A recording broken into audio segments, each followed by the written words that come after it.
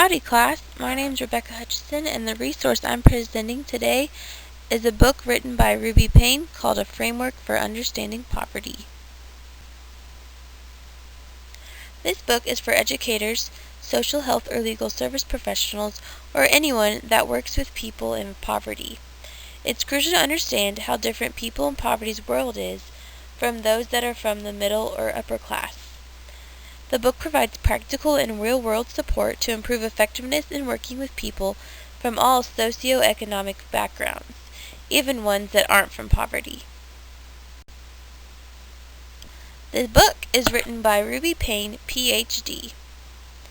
She received her bachelor's degree in Goshen College, her master's degree at Western Michigan University, her doctorate at Loyola University, and is an expert on the mindsets of economic classes.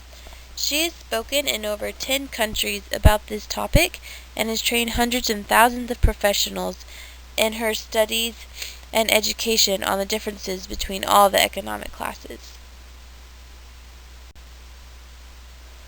The heart behind this book is all about relationships. A quote that really stood out was that no significant learning occurs without a significant relationship. Ruby Payne emphasizes that no matter what class you're in, the relationship you make with the kids is really what makes the difference. One of the first topics that are covered is all of the important resources that are in a kid's life. Some of these resources include financial, which is money, emotional, which is the stamina to withstand difficult or uncomfortable situations, mental, how they process information, spiritual resources, whether or not they believe in a higher power or what they have as a purpose for living, physical resources, how healthy are they and how well does their body work, support systems or who they can go to for help, and relationships, who are their role models and who are the people they can look up to. One topic that I found especially interesting and helpful was about hidden rules and the fact that each class has them, lower, middle, and upper. As teachers, we need to teach students the hidden rules of the middle class, so when they do get out of poverty, they can understand the cultural norms and what's going on around them. It's also important for us as teachers to understand the hidden rules of the lower class if we have students from there, so we can understand their culture and what they value and not become frustrated when we see things differently.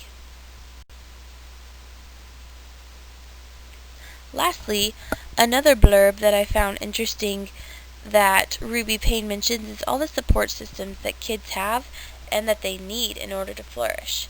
These include coping strategies, options during problem solving, do they know what options they have when they're faced with a problem, information and know-how, do they know where they can go to find more information if they don't know how, connections to other people, what people can they always rely on to go to help them solve their problems, and positive and procedural self-talk.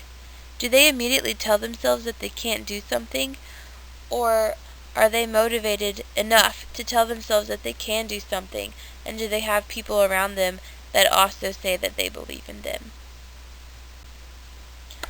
Other resources that this book include are scenarios for different situations that you may face in your classroom, an inside look again at the 3 different types, lower, middle, and upper class, and what all those entail, and discipline strategies for how to handle certain situations in your classroom.